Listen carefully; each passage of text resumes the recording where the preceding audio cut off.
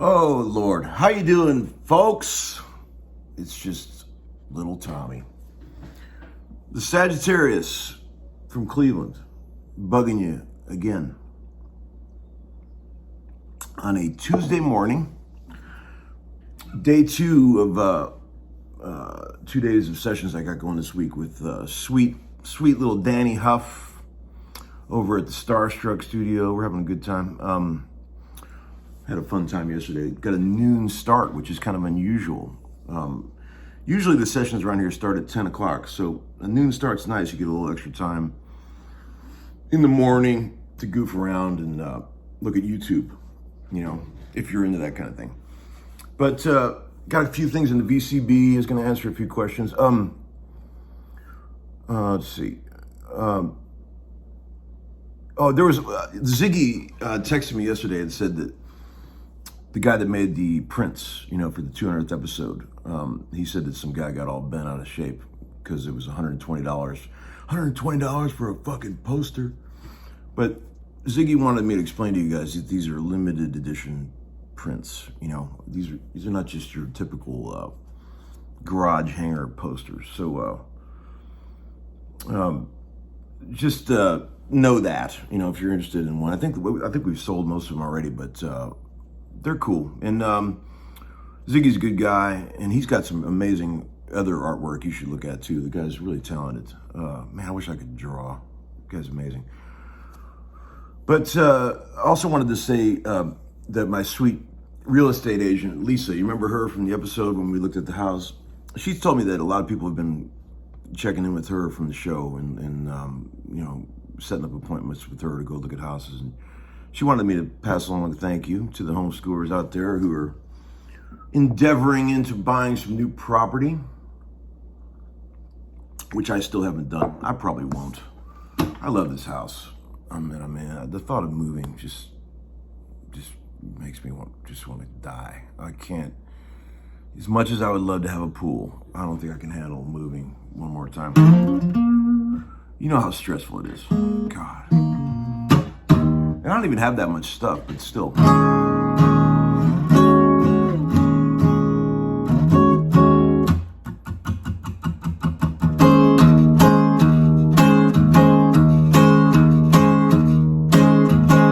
Okay, so what can we get into? A few things in the VCB.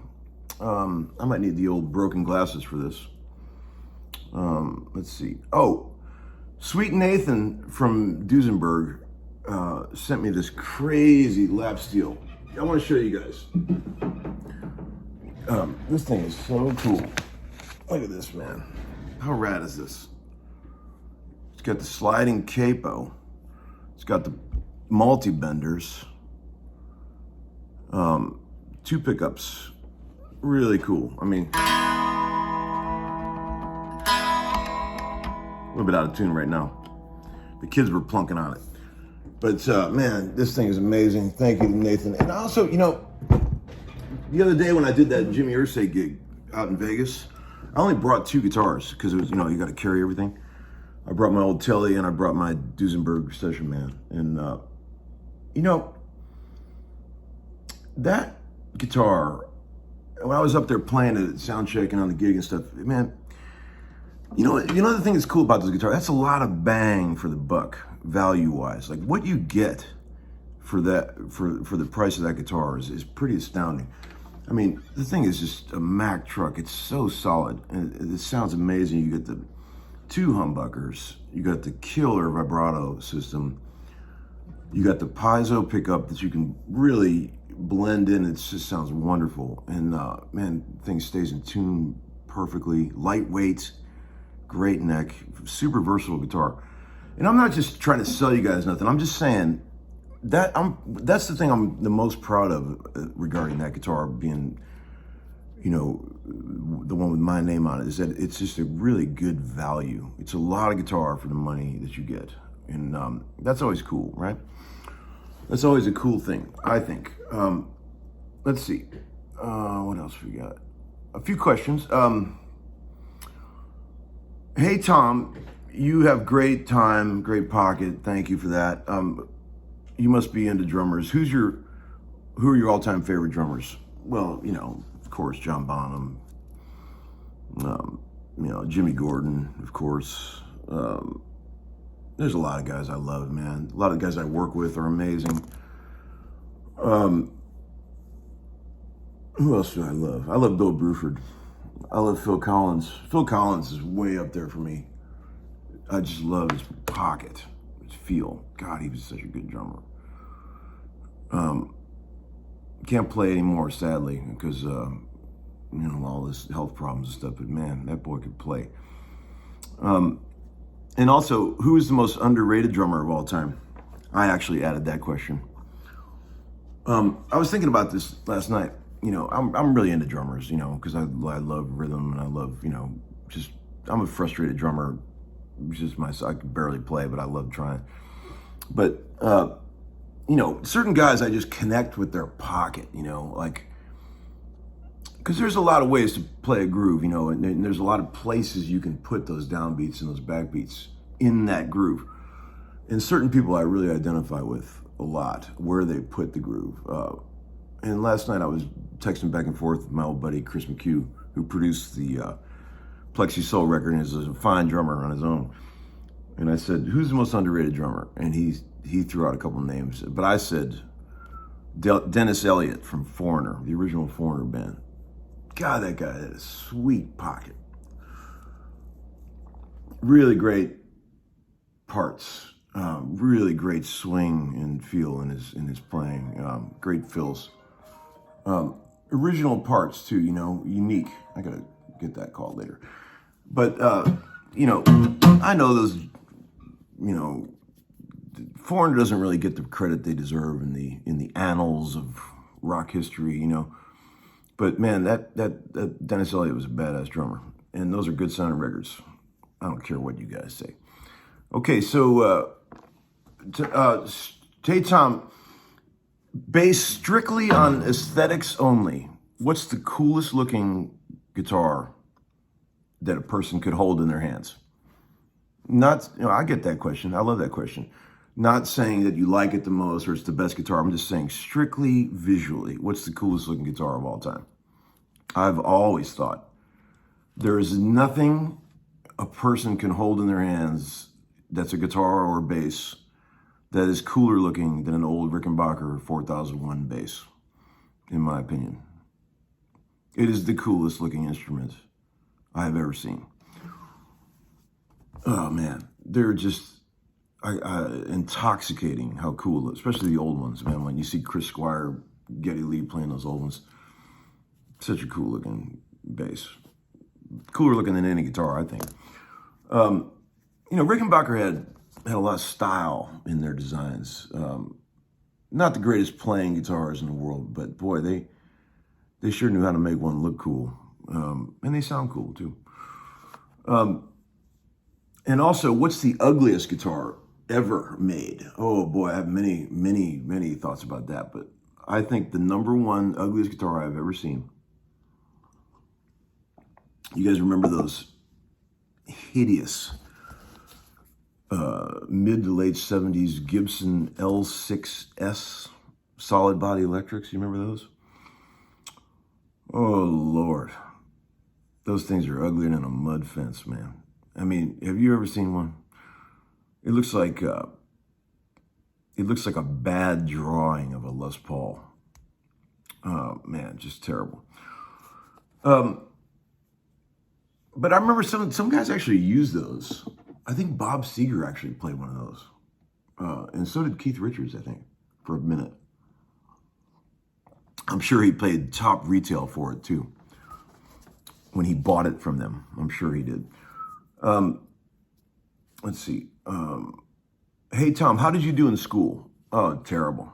I barely graduated high school. Not because I have super low IQ. Well, I kind of do actually. But because I missed so many days of school. I was already gigging, playing all the time. By the time I was 18, I missed like 30, 40 days of school in my high school. I barely graduated. I had a couple of very nice teachers that they were kind enough to give me a C minus just to get me out of there. But I probably could have done okay in school had I applied myself. But man, I always thought getting up for school was just way too early. I complained about it the entire time, and I still have memories of why does school have to start so early? I think I understand the way it works, and parents have to get to work and everything, but I think there have been studies done that say that kids would actually learn better if school started a little later in the day. I think I read that somewhere. I wonder if that's true. I bet it is. It's pretty early, man. When my Marshall gets into junior high school, I'm gonna have to have him in school by 7:30. Oh my God. No more partying for Uncle Larry. No more gambling and boozing. Okay, a couple more questions here. Let's see. There's a comment that I wanted to read. Let me see if I can find this. Because I thought this is interesting that this guy picked up on this. He said, this guy named Evergreen, he said, "It is cool the way you live on the knife edge between rhythm and lead. I appreciate you relish the rhythm roll when another guitar player is present.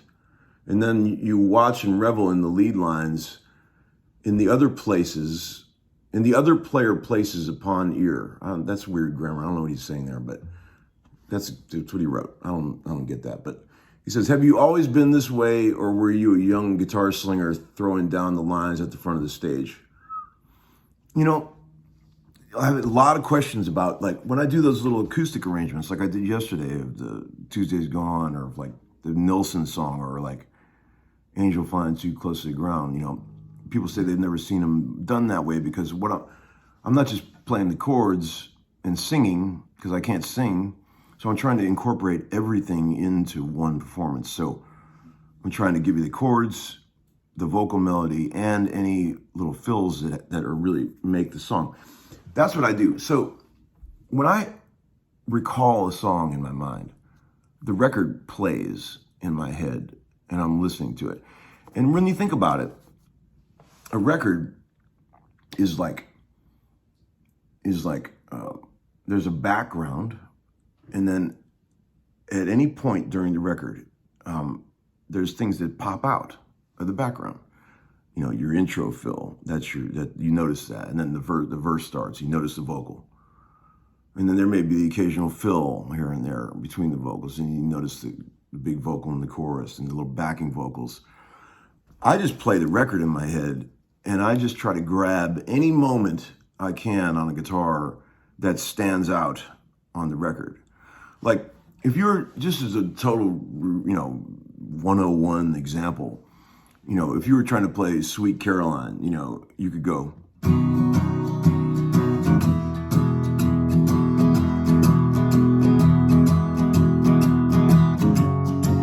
Right? That's the chords. There was probably a part on the record that did that. But it's boring to just do that. You don't have the vocal melody. You don't have the little fill that everybody always sings on the party bus. You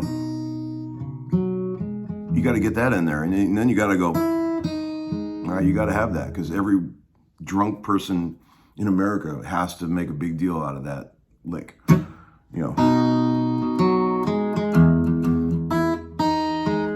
got to work that in somehow. So I just try to find ways to work in the chords, the vocal melodies, and then any little fills or bass lines that are really important to the record, and try to just mash it all into one thing. And sometimes it can be hard because you're making big stretches and things like that.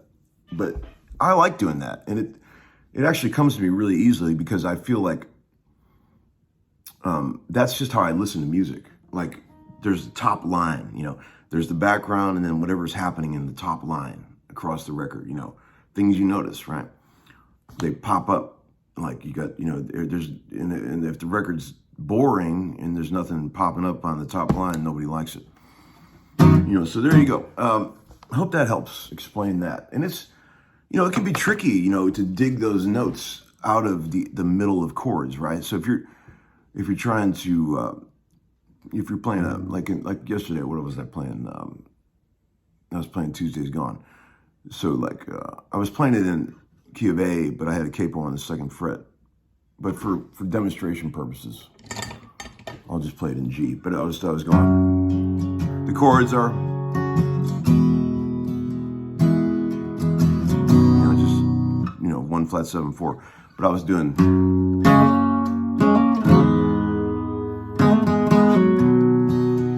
Trying to dig that vocal melody out of those chords, that's like a piano player would do, right? And sometimes that's hard to do, but you got to just sort of really make sure that you can emphasize those notes with your pick in the midst of all that. Does that make any sense to anybody? Like, let's pick another song. Let's just do like, I don't know, anything. Like, oh man. All right, this will probably be a hard one, but I'll just do like,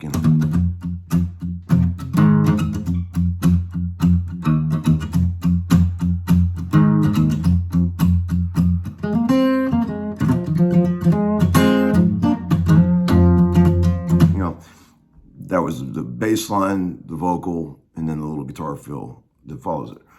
I would work something out for that, and I would try to get something chugging along, if I was going to try to give you a version of Radar Love, which is a great song, by the way, and the loudest snare drum in any mix in the history of rock.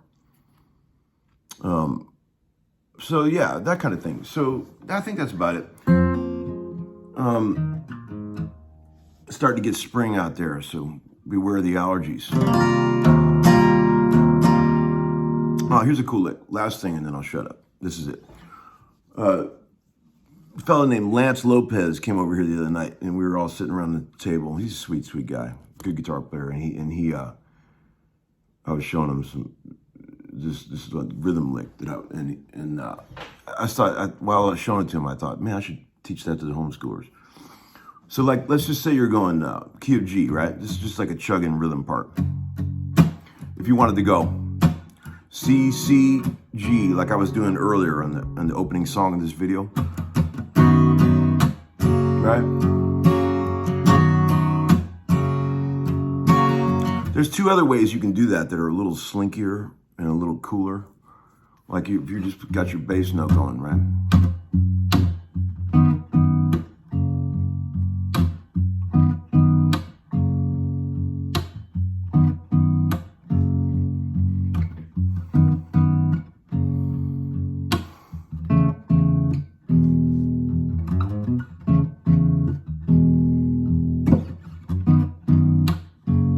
That's an old Uncle Larry trick. I've been doing that for a long time.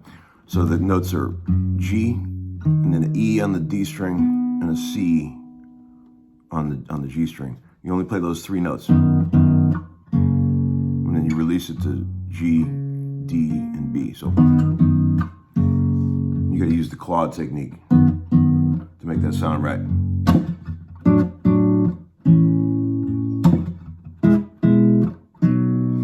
You can also do it like this. You can go.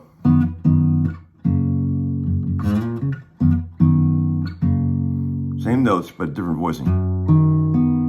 G, and then you got an E on the A string, 7th fret, and a 5th fret C on the G string. So those 3.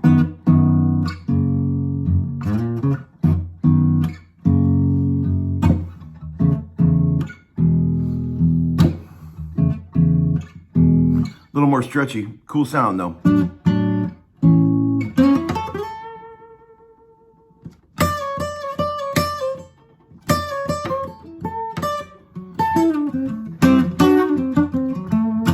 Okay guys, hope you enjoy that little lick, and I'll see you real soon, okay? Over and out, Uncle Larry.